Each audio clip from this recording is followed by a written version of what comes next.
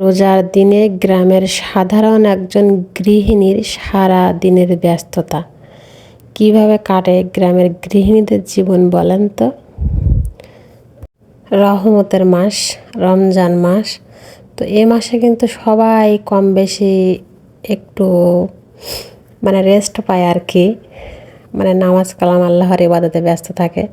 তো আমরা যাই করি না কেন আমাদের জীবনের সাথে কিন্তু এই চাষাবাদ ওতপ্রোতভাবে জড়িয়ে আছে। এটা কিন্তু আমাদের সব কিছুর পাশাপাশি করতেই হবে, কারণ এটার উপর আমাদের জীবিকা নির্বাহ করতে হয়। সেজন্য এটা তো বাদ দেওয়া যাবে না জীবন থেকে, তাই না? তো গ্রামের মানুষ যেহেতু, এগুলো নিয়েই কিন্তু আমাদের জীবনযাপন।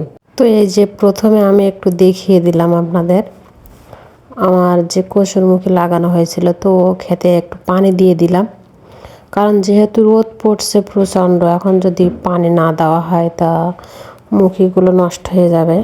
আমাদের 1.5 বিঘা জায়গায় কসুরমুখী চাষ করা হয়েছে, অনেকে এটা মুখী কচু নামে চেনে। তো যাই হোক, এই যে দেখতে পাচ্ছেন আমি সকালের প্লেটগুলো পরিষ্কার করে রোদে শুকাতে দিয়েছি। একটু রোদে শুকালে নাকি জীবাণু মরে যায় শুনছি আর কি। তো সেজন্য আমি সবসময় ছাই দিয়ে মেজে এগুলো ধুয়ে কিন্তু রোদে দিয়ে দেওয়ার চেষ্টা করি। যখন রোদ না হয় তখন ঘরের ভেতরে উপর করে রাখি, পানিটা ঝরিয়ে নেই। আর এই যে দেখতে পাচ্ছেন আমার দাদি শাশুড়ি এখানে কিন্তু চাষি আলু রেখেছিলাম যে চাকি আমি, ওর যে মুখগুলো ছিল ওগুলো কেটে দিচ্ছে, এগুলোও লাগাবো। আর এদিকে আমার যে গোল আলু ছিল বাড়ি, এবছর তো আলুর আমরা দাম পাইনি সেরকম ভালো, কারণ আলুয় কিন্তু প্রচুর খরচ।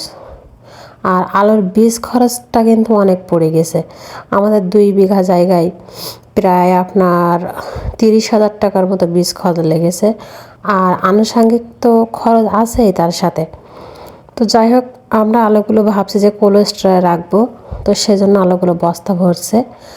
আর এদিকে ইরার বাবা ইরার জন্য একটু ফল নিয়ে আসছে, কারণ ইরার এই 2-3 দিন একটু শরীর খারাপ ওর। তো আগের সে এমনিতে শুকাই গেছে, এই 2-3 দিনে বমি হচ্ছিল ওর। তো সেজন্য ওর বাবাকে একটু বলছিলাম, তো ফল এনে দিয়েছে, কিন্তু কিন্তু ফলের প্রতি ওর তেমন কিন্তু আকর্ষণ নেই, ও এগুলো তেমন ভক্তি করে খেতে চায় না আর কি। তো সেজন্য ওগুলো নিয়ে খেলাই করছে। আর এই যে আমি চাষি আলু লাগাবো, তো সে খেতে সারগুলো দেওয়া হবে। তো এই যে সারগুলো ইরার বাবা আনছে, 1 বিঘা জায়গায় আমরা চাষি আলু লাগাবো। তো 1 বিঘা জায়গার জন্য 1 বস্তা ফসফেট আর 1 বস্তা পটাশ নিয়ে আসছে।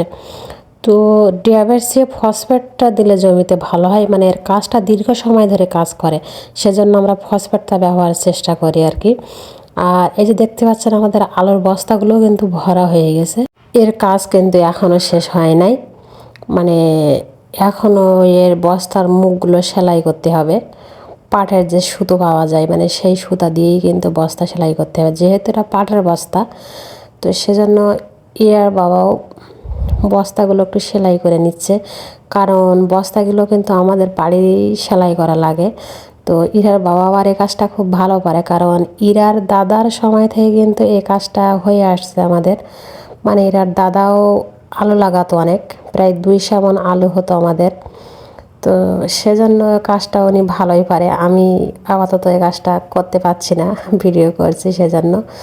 তো সেলাইটা আপনাদের একটু দেখিয়ে দিলাম।